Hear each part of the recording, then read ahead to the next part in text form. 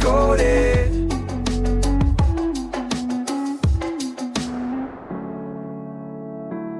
Welcome back to Book Decoded.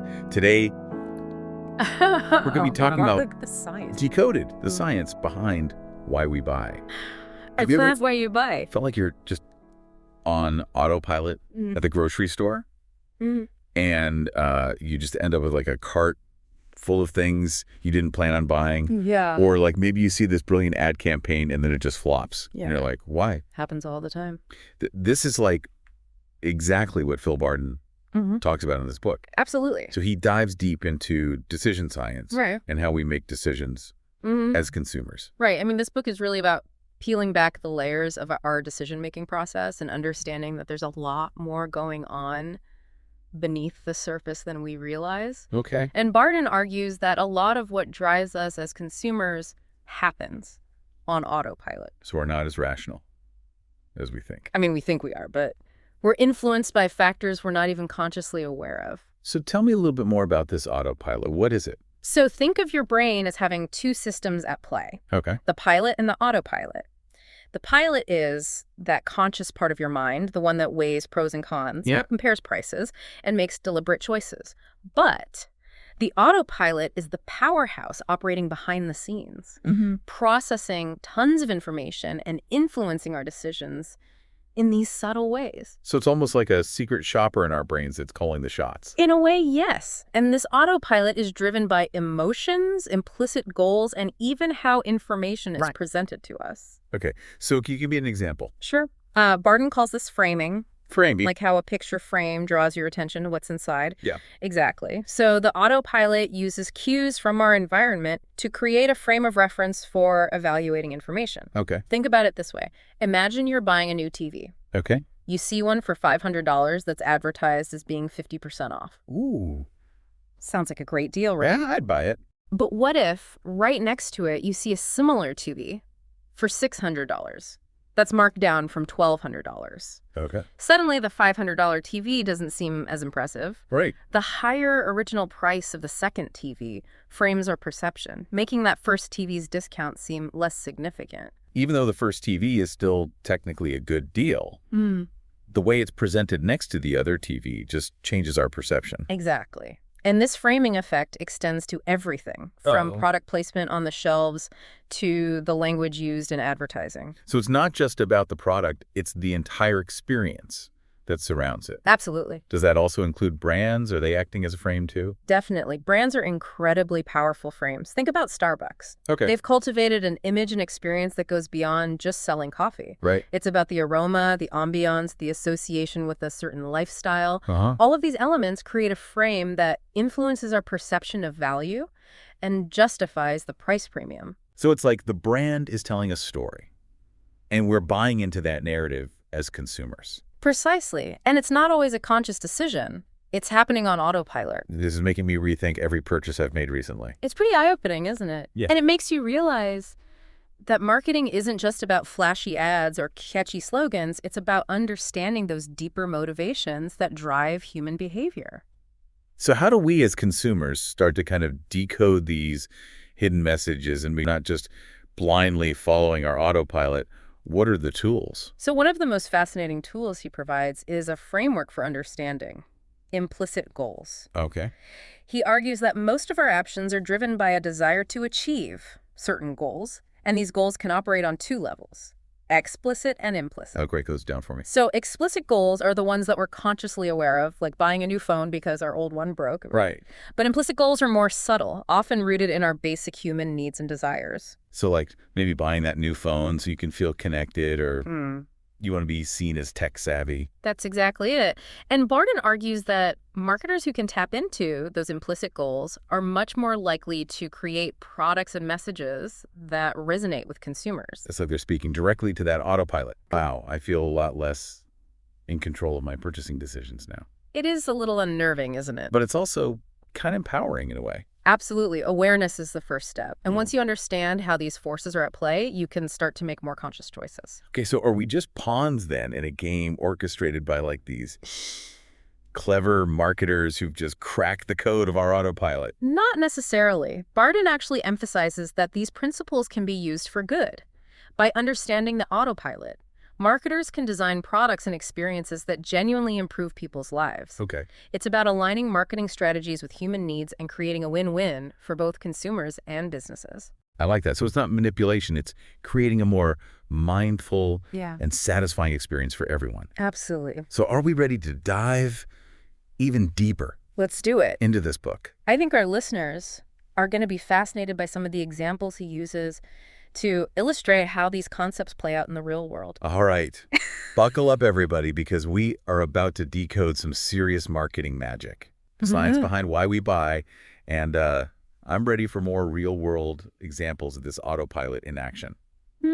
I feel like once you see it, you can't unsee it. It's true. Once you start recognizing those subtle cues and influences, it's hard to ignore them. Yeah. Barden uses a really interesting example with the redesign of Tropicana orange juice packaging back in 2009. I remember that. Yeah. They completely revamped the carton. Got rid of that iconic orange with the straw. Yeah. For like a more generic-looking glass of OJ. Right. And it totally backfired. Right. Sales plummeted and consumers were confused. Yeah. What's interesting is that on the surface, the new design wasn't bad. Right. It was clean, modern, visually appealing. Just felt wrong. Exactly. And Barden argues that this is because the new design didn't align with the implicit goals and associations consumers had with the Tropicana brand. So even though the juice itself hadn't changed, the packaging was telling a different story. Precisely. The original packaging with the orange and the straw immediately conveyed freshness, naturalness, that good old-fashioned OJ experience. Yeah. It tapped into those implicit goals of wanting to provide healthy choices for our families. Like you're squeezing it right from the orange into the glass. Exactly. But the new design lost that emotional connection. It felt impersonal, almost sterile. Yeah. And that's why it failed. It's a perfect illustration of how important it is to align design choices with a brand's implicit goals, not just aesthetics. So how can marketers avoid making these kinds of mistakes?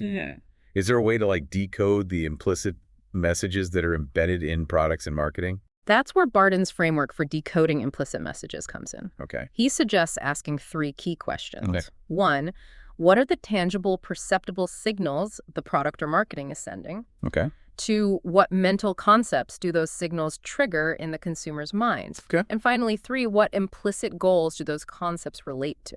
Okay, so we're going from like the physical, tangible things to the thoughts and feelings, and then all the way back down to those core needs and desires. Exactly. Okay, I'm following so far. Good. Let's try applying that to another example. Okay. Barden uses the relaunch of Hasseröder beer in Germany. Yes, they redesigned the bottle, giving it a more angular hexagonal neck. Okay. Seems like a small detail, right? Yeah, it's just a stylistic choice, I would thought.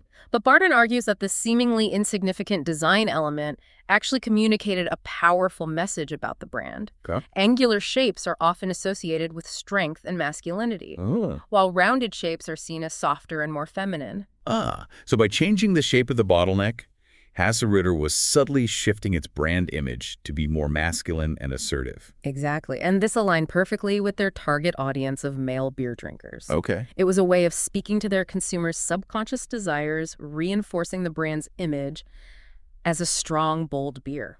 That's brilliant. Yeah. I never would have picked up on that just by looking at the bottle. Right. It makes you realize how much thought goes into like every detail of product design. And it highlights the importance of understanding the cultural context in which these messages are being received. Right. What might be a universally understood symbol in one culture could have a completely different meaning in another. You're right. Like the thumbs up gesture, which is generally positive in the West, but can be offensive in some other cultures. That's why it's crucial for marketers to be sensitive to these nuances. Absolutely. But when done right, this kind of subtle messaging can be incredibly effective in connecting with consumers on a deeper level. So we've talked a lot about framing and implicit goals. What other tools did Barden offer for understanding the autopilot? One of the most intriguing areas he explores is the idea of embodied cognition. Embodied cognition. That sounds a bit technical. Break it down for me. Essentially, it's the idea that our physical bodies and our interactions with the world influence the way we think and feel. Okay. It might sound strange, but there's a growing body of research that supports this. So it's like how holding a warm cup of coffee can actually make you feel more warmth towards someone. Yes, that's a classic example. Or how sitting in a hard, uncomfortable chair can make you more rigid in your negotiations. Wow, so even seemingly unrelated physical experiences can have a significant impact on our thoughts and behaviors. Exactly. And Barden argues that this has huge implications for branding. Okay. By understanding how people physically interact with your product or service, you can design experiences that trigger the desired emotions and associations. Okay, now this is getting really interesting. Give me an example of how this plays out in the real world. Take the iPhone. The way we interact with it using our fingers to swipe, tap, and pinch actually triggers specific mental concepts and emotions. Like when you're swiping through photos and it feels like you're actually flipping through a physical album. Right, or scrolling through a news feed. It's almost like you're physically moving through a stream of information. These interactions create a sense of immediacy and control.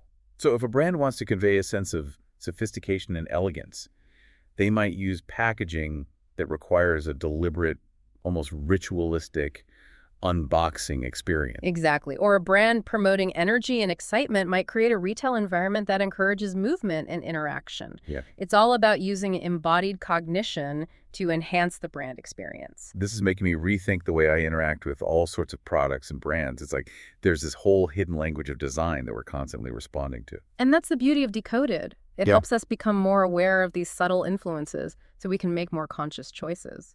Speaking of making conscious choices, I'm definitely going to be paying more attention to those sensory cues that brands are using to influence me. That's a great point. Barden really dives deep into the role of sensory cues in shaping our perceptions and experiences. Yeah. He argues that each of our senses, sight, sound, smell, taste, and touch, can be leveraged to enhance the brand experience. Like how Abercrombie and Fitch blasts loud music in their stores to create a certain vibe. Exactly. Or the distinctive smell of a Lush store, which instantly evokes feelings of freshness and naturalness. Yeah. Even the texture of a product's packaging can play a role. It's like all of these sensory details are working together to create a symphony of brand messaging. And that's what makes understanding sensory marketing so powerful. It's about creating a multi-sensory experience that resonates with our emotions and reinforces the brand's message. But I imagine it's easy to get it wrong. Definitely using the wrong sensory cues can backfire, creating a disconnect between the brand's message and the consumer's experience. Right. A luxury car brand wouldn't want to use jarring music in their showroom, for instance. Makes sense. It's about finding the right sensory symphony that harmonizes with the brand. And that leads us to another fascinating area. Barden touches on neuromarketing. Okay. It uses brain imaging techniques to study how people respond to marketing stimuli. That sounds incredibly high-tech. It is. What kind of insights can we gain from neuromarketing? Well, researchers have found that ads that trigger an emotional response tend to be more memorable and persuasive, for example, Okay. and that certain brain regions light up when people are exposed to brands they love. So brand loyalty has a neurological basis. It really is. And while neuromarketing is still a relatively new field, it has huge potential to revolutionize the way we understand consumer behavior. Imagine being able to design products and experiences that actually tap into the pleasure centers of our brains. It's definitely an exciting area of exploration, but of course there are ethical considerations to keep in mind as well. For sure. But with careful consideration and a focus on creating genuine value for consumers, neuromarketing could help us understand and meet people's needs on a whole new level. I completely agree, and that's what I find so compelling about Barden's work. Yeah. He's not just interested in manipulating consumers, he's genuinely interested in understanding what makes people tick. And empowering marketers to create products and experiences that improve people's lives. Precisely, and that's what we'll explore further in the final part of our deep dive into Decoded. We'll look at how Barden's insights can be used to create more ethical and effective marketing strategies that benefit both businesses and consumers. And see how we can use this knowledge to create more compelling campaigns and experiences. Well, Barden has you covered. He dedicates a whole section to optimizing the decision interface, Okay. which is that crucial moment when a consumer decides whether or not to buy. It's like the point of no return, where all of our marketing efforts either succeed or fail. Exactly. And Barden emphasizes that understanding the psychology of this moment is essential for creating effective campaigns. So how do we optimize this decision interface? Give me the secrets. Well, Barden breaks it down to 3 key principles. Okay. Tangibility, immediacy, and certainty. Okay, let's unpack those. Okay. Starting with tangibility. The idea here is that our autopilot responds more strongly to concrete, perceptible signals than to abstract concepts. So instead of just saying save money, show people the actual amount they could save with a specific offer. Exactly. Or instead of talking about the abstract benefits of a loyalty program, highlight the tangible rewards like free Oh, products or yeah. exclusive discounts. Makes sense. We need to make it real for people, show them the value, not just tell them about it. Right, and sometimes even making costs more tangible can be beneficial. Really? How so? Think about gym memberships. Okay. People who pay a monthly fee are often more likely to visit the gym regularly than those who pay a yearly fee up front. That's counterintuitive. I would think paying all at once would make you feel more committed. It might seem that way, but the monthly payment acts as a constant, tangible reminder of the cost. So it keeps that commitment top of mind, prompting you to actually use the service Yeah. you're paying for. Exactly. It's a great example of how understanding the psychology of tangibility can lead to more effective pricing strategies. Okay, on to immediacy. I have a feeling this one's all about instant gratification. You got it.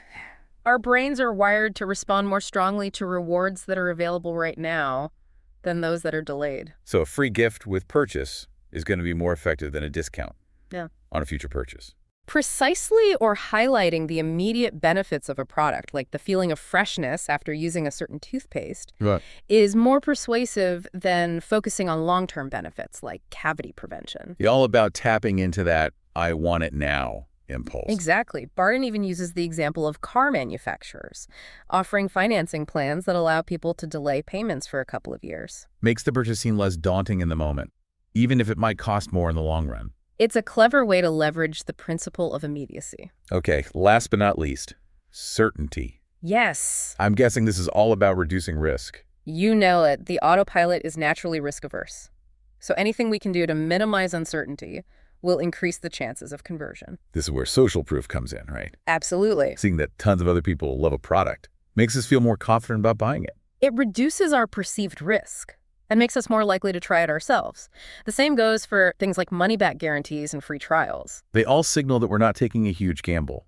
Exactly. And Barden also suggests that using defaults can be a powerful way to increase certainty. Defaults, like pre-selecting certain options. Precisely. It taps into our tendency to go with the flow and avoid making difficult decisions. So, for example, if you offer a subscription service with automatic renewal as the default, people are more likely to stick with it. Exactly. It's subtle, but it can have a significant impact on behavior. Wow. These three principles, tangibility, immediacy, and certainty, they're like a marketer's secret weapon. They really are. By understanding how they work, we can design interfaces that gently guide consumers towards the desired choice. And it's not about manipulation.